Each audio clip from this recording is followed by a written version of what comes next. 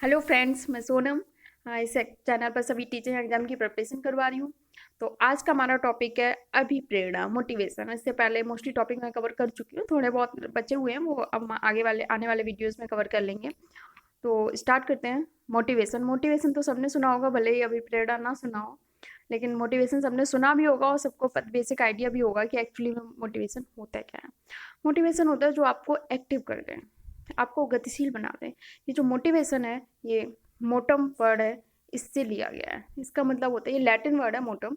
इसका मतलब होता है टू मूव और टू मोशन, यानी कि आप मूव कर रहे हो या गतिशील हो जा रहे हो या गति कर रहे हो या एक्टिव हो जा रहे हो, तो इसको हम बोलते हैं मोटिवेशन। आपको अगर कोई मोटिवेट कर देता है कभी, ये आप समझ रहे हो क्या, आप जनरल लाइफ में होता है आपके साथ अक्सर। तो जैसे जिस आपको कोई मोटिवेट कर देता है तो आपको लगता है कि हाँ, अब आप बहुत ज़्यादा अंदर से ऐसा लगता है आपके अंदर एनर्जी आ गई है, एक इंटरनल पावर आ रही है कि अब आप अपने लक्ष्य को, अपने गोल को अचीव कर लोगे। तो ये होता है मोटिवेशन।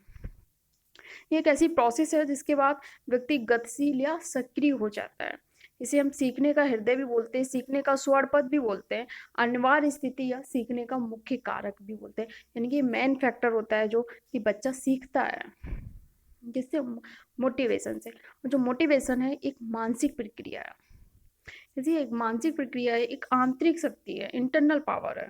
मेंटली होता है ना दिमाग में, तो मानसिक प्रक्रिया है, एक इंटरनल पावर है, कार्य करने के लिए प्रेरित करती है।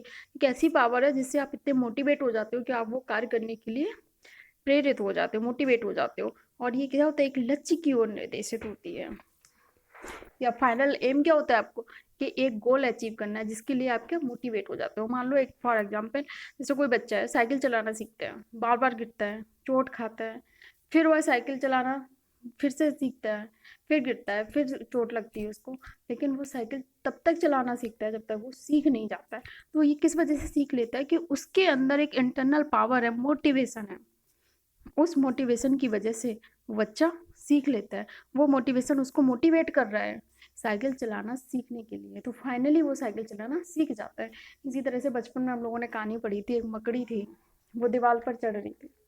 तो क्या होता है, बार बार चढ़ती है, बार बार गिर जाती है, बार बार चढ़ने की कोशिश करती है, फाइनल ऊपर तक पहुंचने की, जो अपने डेस्टिनेशन तक। वो बल्कि बार बार चढ़ती है, बार बार गिर जाती है।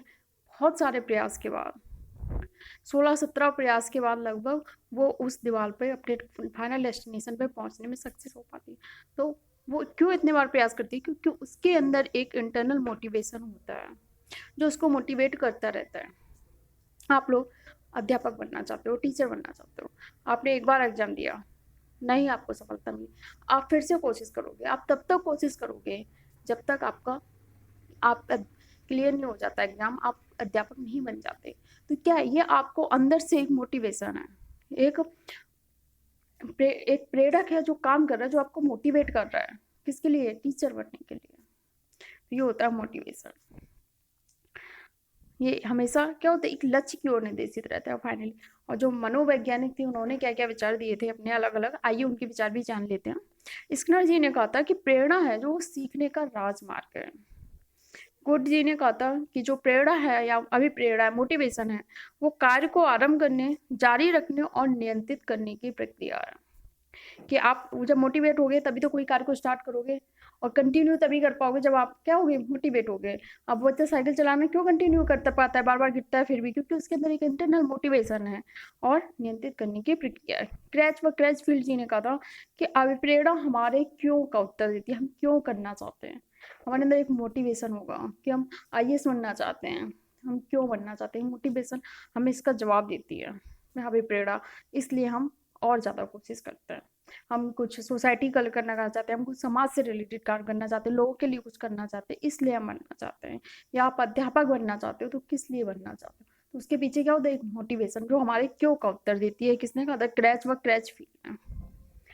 वुडवर्थ जी ने कहा था कि प्रेरणा व्यक्तियों की दशा का वह समूह है जो किसी निश्चित उद्देश्य की पूर्ति के लिए निश्चित व्यवहार को स्पष्ट करती है। एक पर्टिकुलर एक उद्देश्य होता है, जैसे मकड़ी का उद्देश्य था एक फाइनल डेस्टिनेशन पर पहुंचना हो, तो उसके लिए एक निश्चित व्यवहार वो क्या कर रही थी, बार बार चढ़ रही थी, बार बार कोशिश कर रही थी, बार बार गिर जा रही थी, लेकिन वो बार बार कोशिश कर रही थी, एक निश्चित व्यवहार कर रही थी, किसके लिए, एक निश्चित उद्देश्य की प्राप्ति के लिए। मैकडूगल जी ने कहा था कि प्रेरणा वे शारीरिक और मनोवैज्ञानिक दशाएं हैं, क्या है, फिजिकली और मेंटल स्टेट्स हैं, जो किसी कार्य को करने के लिए आपको मोटिवेट करती है, प्रेरित करती है। ये पूछ लिया जाता है कई बार कि किसने क्या कहा है। ये यूपी टेट और जो स्टेट के टेट एग्जाम होते हैं इनमें ज़्यादा पूछा जाता है ये चीज़। अब प्रेरणा के सोपान यानी कि सोर्सेस ऑफ मोटिवेशन। मोटिवेशन के क्या क्या सोर्सेस हैं। सबसे बेसिक सोर्स है नीड आवश्यकता, कि आवश्यकता होनी चाहिए। हर इंसान की कुछ बेसिक रिक्वायरमेंट होती है, बेसिक नीड होती है, सॉरी बेसिक, जैसे जल हुआ, वायु हुआ, भोजन हुआ, तो ये सब क्या बेसिक नीड्स हैं। आपको सबको पानी हवा चाहिए, ठीक, इनके बिना वो जिंदा नहीं रह सकता। तो ये क्या होती है, बेसिक नीड्स होती हैं। अब ये बेसिक नीड्स हैं जो वो दो तरह की हो सकती हैं। एक तो अनिवार्य आवश्यकता है और एक होती है गैर अनिवार्य। एक तो कंपलसरी जो आपको जिनकी ज़रूरत है ही है, आपको चाहिए ही चाहिए, जैसे भूख आपको लगेगी, प्यास, नींद, तो ये सब चीज़ें कैसी होगी, ये होगी अनिवार्य आवश्यकताएं। और जो गैर अनिवार्य आवश्यकताएं होती हैं वो ये है, वो आप अर्जित करते हो। मतलब ये ज़रूरी नहीं है आप उनके बिना भी रह सकते हो। ऐसा नहीं कि आप उनके बिना सर्वाइव नहीं कर, आप खाना या पानी या बिना सोए सर्वाइव नहीं कर सकते। ये क्या होती है, अनिवार्य आवश्यकताएं होती है, ये जन्मजात होती हैं। और जो गैर अनिवार्य आवश्यकताएं होती हैं इनके बिना आप सर्वाइव कर सकते हो। ये जो होती है, ये आपकी उपलब्धि की आवश्यकता है। नहीं, आपने क्या उपलब्धि ले ली, आपको कुछ सत्ता चाहिए, सत्ता की आवश्यकता, ये सब होती है ना जो आपने अचीव किया, आपने ज़िंदगी में क्या अचीव किया अलग से। एक तो बेसिक रिक्वायरमेंट सबकी होती हैं, बेसिक नीड सबकी होती हैं, खाना पानी सोना ये सबका होता है, लेकिन आपने जो अलग से अचीव किया है, खुद से अर्जित किया है, वो चीज़ें वो आती हैं गैर अनिवार्य आवश्यकता में। लेकिन ये जो होती हैं ये समाज के लिए, सामाजिक जीवन के लिए अच्छी, मतलब ज़रूरी मानी जाती हैं। और आपके मेंटल हेल्थ के लिए भी अच्छी होती है, मानसिक स्वास्थ्य के लिए। उसके बाद आता है चालक प्रोड यानी कि ड्राइव्स। ड्राइव्स वो होते हैं जो आपको कोई प्रोसेस करने के लिए प्रेरित करता है।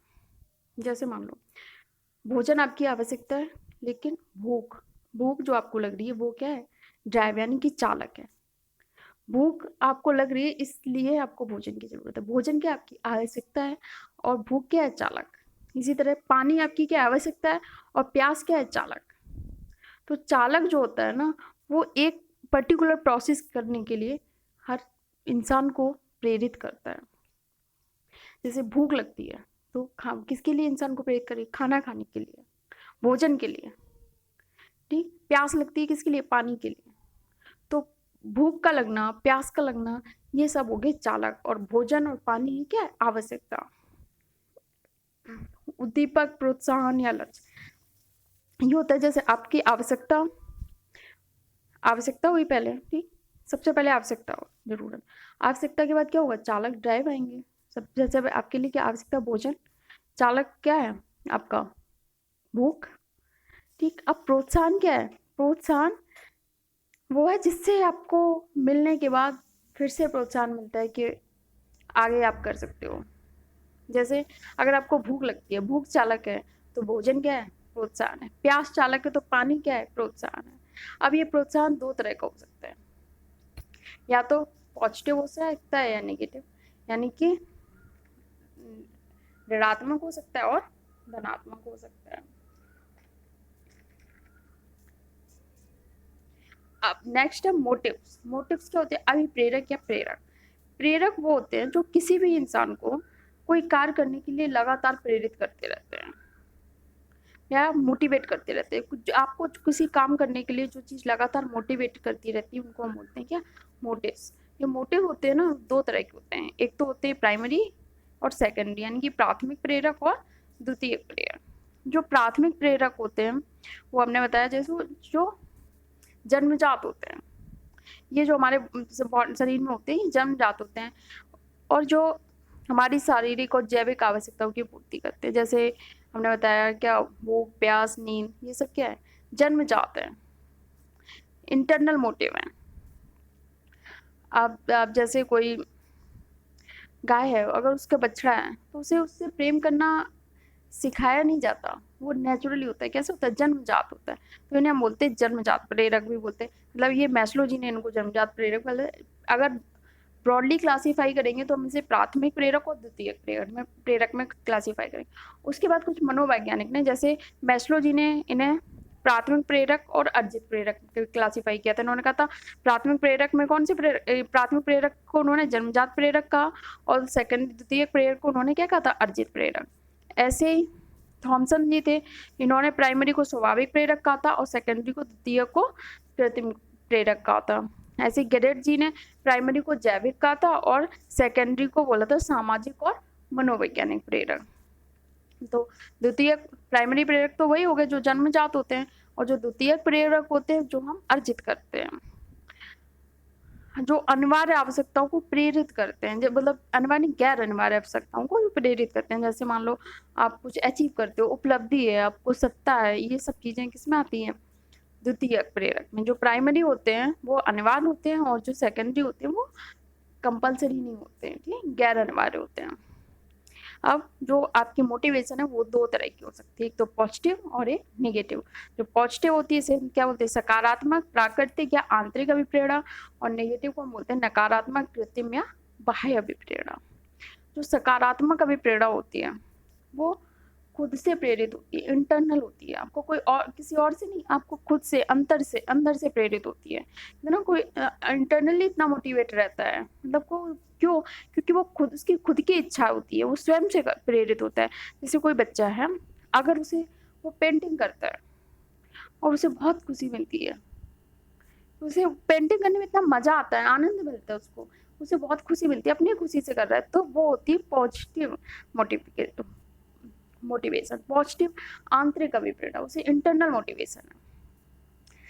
और अगर कोई बच्चा, दूसरा बच्चा है, वो पेंटिंग कर रहा है, उससे ये कहा है कि आपको अगर ये पेंटिंग करोगे तो आपको एक चॉकलेट मिल जाएगी, तो ये जो होती है इनको बोलते हैं नकारात्मक इंटरनल मोटिवेशन। क्योंकि वो बच्चा अपने मन से नहीं कर रहा, उसे कोई खुशी नहीं मिल रही उसमें उसका कोई इंटरेस्ट नहीं है, वो एक चॉकलेट के लिए वो कर रहा है, तो इसको हम बोलते हैं नकारात्मक अभिप्रेरणा। कोई बच्चा है, उसे पोएम्स लिखना बहुत अच्छा लगता है, ऐसे पढ़ना बहुत अच्छा लगता है, उसे खुशी मिलती है, तो ये जो उसका हो जाएगा, उसका ये हो जाएंगे पॉजिटिव या नेचुरल या इंटरनल मोटिवेशन, ठीक, सकारात्मक, प्राकृतिक या आंतरिक अभिप्रेरणा।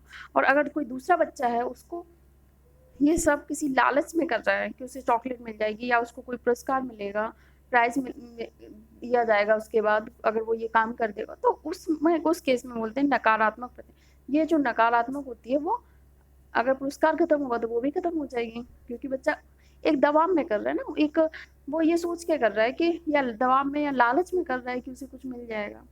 लेकिन जो इंटरनल मोटिवेशन सकारात्मक होती है, नेचुरल होती है, उससे बच्चे को खुद को खुशी मिलती है, तो वो खत्म नहीं होती है, तो वो बच्चा अपनी खुशी के लिए करता है।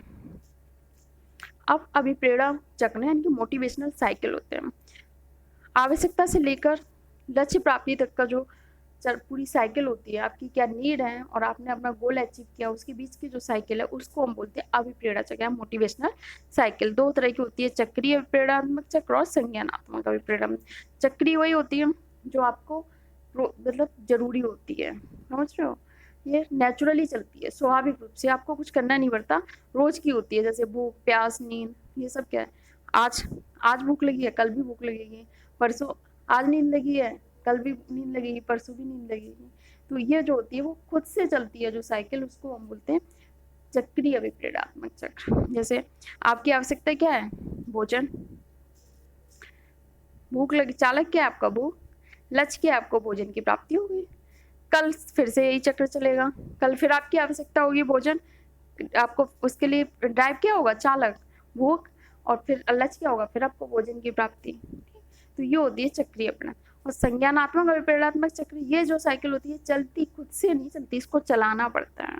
जैसे मान लो आप अभी एक लेक्चरर हो, ठीक, आप लेक्चरर हो, अब आपकी आवश्यकता है, आपको एक आवश्यकता है, आप पढ़ा रहे हो, लेक्चरर हो, ठीक है, अब आपको एक फैक्टर है, आप लेक्चरर हो, एक ड्राइव है, फैक्टर चालक है, वो आपको ड्राइव कर रहा है, किसके लिए, आप चाहते हो कि आप असिस्टेंट प्रोफेसर बन जाओ, तो उसके लिए आपने फिर से कोई एग्जाम दिया असिस्टेंट प्रोफेसर का, आपने एग्जाम क्वालिफाई किया और आप असिस्टेंट कर बहुत मेहनत की, आप बन गए असिस्टेंट प्रोफेसर, यानी कि आपने जो लक्ष्य अपना अचीव कर लिया, ठीक।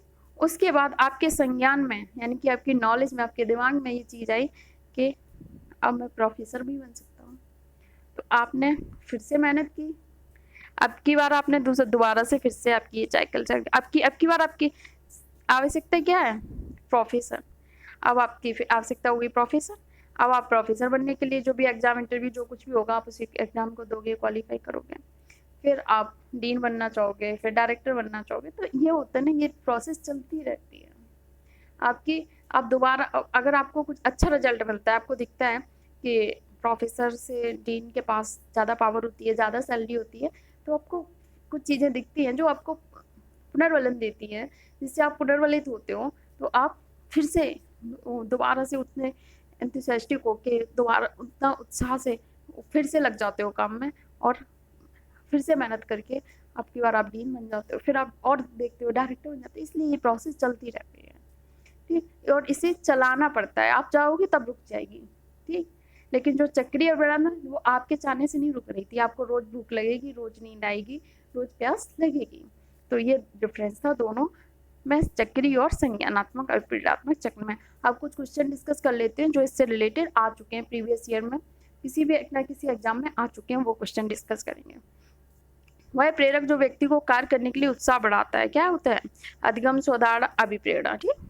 अभिप्रेरणा, इसका सी ऑप्शन सही हो जाएगा। प्रेरणा सीखने के लिए राजमार्ग है, किसने कहा था? प्रेरणा सीखने के लिए राजमार्ग है, स्किनर जी ने। हमने स्टार्टिंग में बताई थी डेफिनेशन, एक मिनट सॉरी, हाँ, स्किनर जी ने, ठीक। एक ऐसे प्रेरक जो व्यक्ति के जन्म के साथ ही लेकर आता है, जो जन्म के साथ लेकर आते हैं उनको हम क्या बोलते हैं? जन्मजात प्रेरक, ठीक। निम्न में से कौन सा प्रेरक अर्जित प्रेरक नहीं है, जो हमने अचीव नहीं किया? सत्ता अचीव करनी पड़ती है, उपलब्धि अचीव करनी पड़ती है, आकांक्षा स्तर अचीव करना पड़ता है, क्रोध क्रोध नहीं है, ठीक। क्रोध अचीव नहीं करना पड़ता, तो इसका कौन सा ऑप्शन सही हो जाएगा? क्रोध। निम्न में से अभिप्रेरणा का लक्षण नहीं है। अभिप्रेरणा कौन सा लक्षण है? चिंता, एकाग्रता, उत्सुकता, गतिशीलता। चिंता नहीं है लक्षण। अगर आप मोटिवेटेड होगे, आप एकाग्रता होगी आपके अंदर, आपके अपने लक्ष्य पे एकाग्रता फोकस करोगे, उत्सुकता होगी, आप एंथुसियास्टिक रहोगे, गतिशील हो जाओगे मोटिवेट होके, तो आपके अंदर क्या नहीं होगा? चिंता नहीं होगी। चिंता जो आप मोटिवेशन का कैरेक्टरिस्टिक नहीं है, मोटिवेशन का लक्षण नहीं है। इसके बाद आप एकाग्रता होगी, उत्सुकता होगी और गतिशीलता होगी। इसका ए ऑप्शन सही होगा। किस विद्वान के अनुसार प्रेरकों का वर्गीकरण जन्मजात व अर्जित है? हमने स्टार्टिंग में ही बताया था, 3 विद्वानों के अनुसार बताया था, मैस्लो, थॉमसन और गैरेट। इन लोगों ने प्रेरकों का वर्गीकरण किया था। अब इसका आंसर आप लोग हमें कमेंट बॉक्स में करेंगे। और मेरा वीडियो अच्छा लगा हो और मेरी मेहनत पसंद आई हो तो वीडियो को लाइक करके ज़रूर जाएं, और जितना ज़्यादा हो अपने दोस्तों को शेयर करें, हमारे चैनल को सब्सक्राइब जरूर कर लें। Thank you. नेक्स्ट क्लास में हम मोटिवेशन की थ्योरीज यानी कि मोटिवेशन के सिद्धांत डिस्कस करेंगे। ओके, धन्यवाद।